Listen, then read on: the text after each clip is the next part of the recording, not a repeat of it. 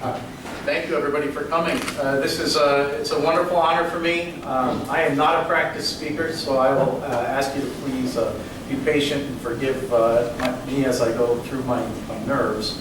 But I would like to talk about my story, my history, and hopefully you'll be able to find some value or some merit in it, something that you can apply to your own lives.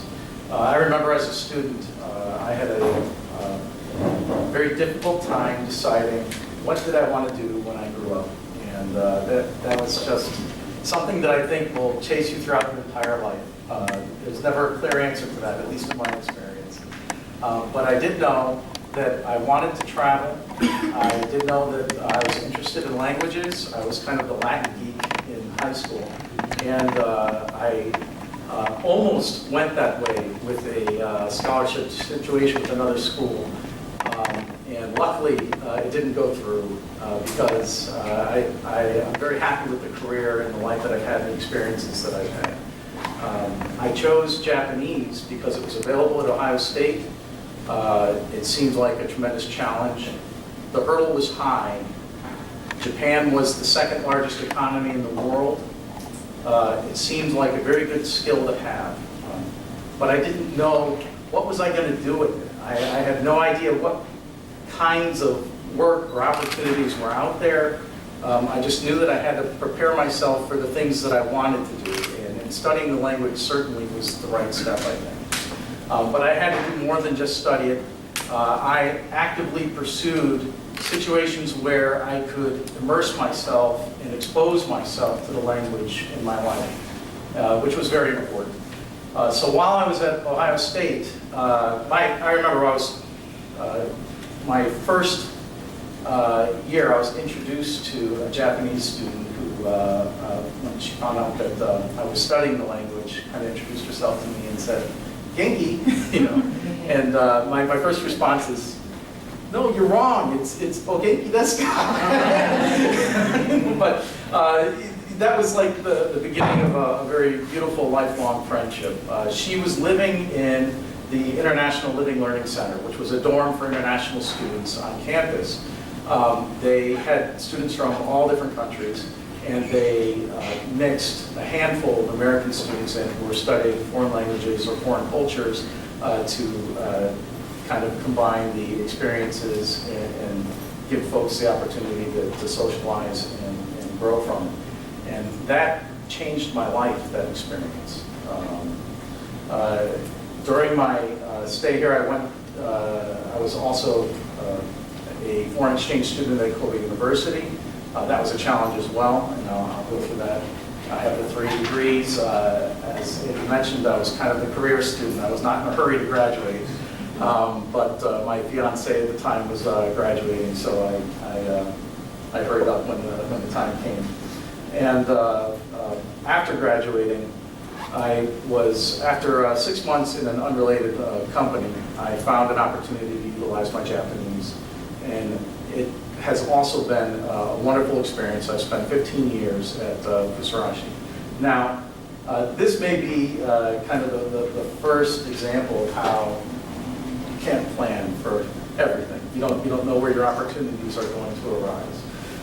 Fusarashi. Fusei is a name for an old town in East Osaka City.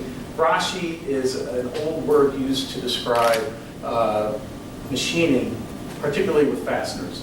Fusarashi is a nut company. I don't know anybody who goes to school and sets their sights on a career working for a nut company. But there have been tremendous opportunities for me because I joined the nut company, the nut house, and it's Must be a nutty kind of guy. So the lesson is to keep your eyes open, right, and to don't discount the sources or the opportunities. Keep your eyes open. You never know what is going to bear fruit. So, look at that, I had transitions. One thing I wanted to note, that International Learning Living Center has morphed into International House Learning Community. So if you're one of the OSU students, I would recommend looking into that. Definitely is a good way to make some lifelong friendships. So find a way to immerse yourself beyond your classroom. OSU still offers the learning community experience.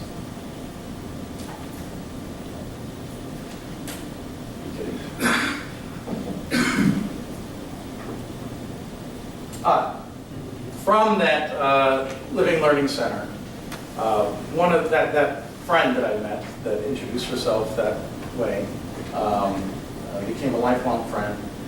When it was decided that I was going to Kobe University, she spoke with her parents and they offered to allow me to live in their house for 1 month prior to school beginning, to immerse myself more in the culture and the language.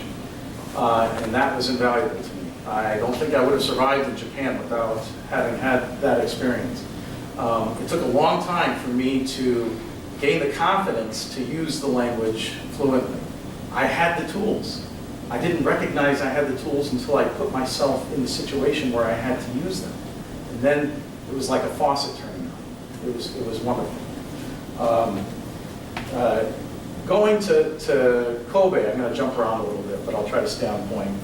Going to Kobe itself was a challenge for me. Initially, I was one of the students that was selected to go to Kobe Shoin Daigaku for a Japanese language program.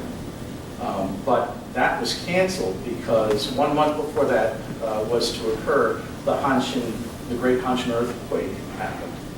So at that time, I was at a loss. I was struggling to find another opportunity to get to Japan and to have an experience before graduating.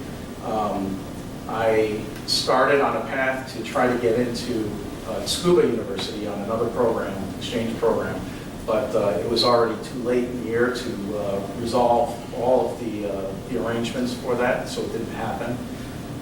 The Kobe University arrangement was something that was new. The counselor at the time mentioned to me that it was experimental, they wanted to try it. The exchange was with the law school, but it was in actual classes, not language classes, and the credits count. And so I was taking, I was on student loans at the time, and if I were to fail my courses, then suddenly I'd be responsible to pay back my student loans. So there was a lot on the line for me going. That 1 month I spent at my host family's house was invaluable to getting me prepared. And while I was there, I met just the most amazing people. Her parents, they had hosted in their life. I was the 50th foreign student to stay in their house. Just incredible people. I've never met anyone like them. And so I've got some images just over time. Those were my 2 student years there. But on all of my return trips, that's my Japanese dad. Tosan and I would go back to the same place. I visited with folks from work, but it's been invaluable. So, this is kind of, a simple statement, but when you make friends, make them for life. Go all the way. And my friends from the ILLC. I look the same, I'm sure. So that's been very rewarding for me.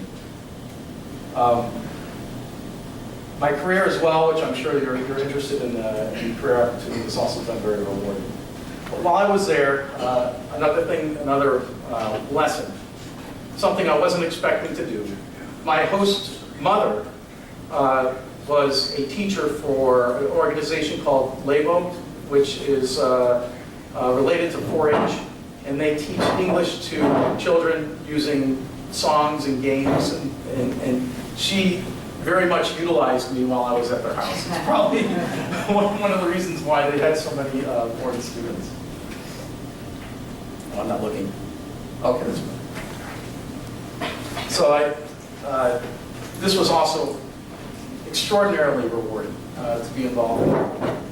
I can say that when I went to Japan, their town was a very small city in Nara, Kashiba.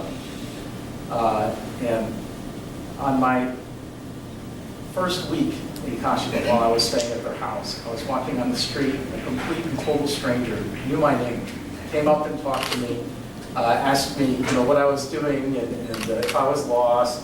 But they knew who I was. They knew where I was staying because it was a small town, and I was the only foreigner, the only American staying in town. And for some of them, I got the feeling that I might have been. Oops. Did this power?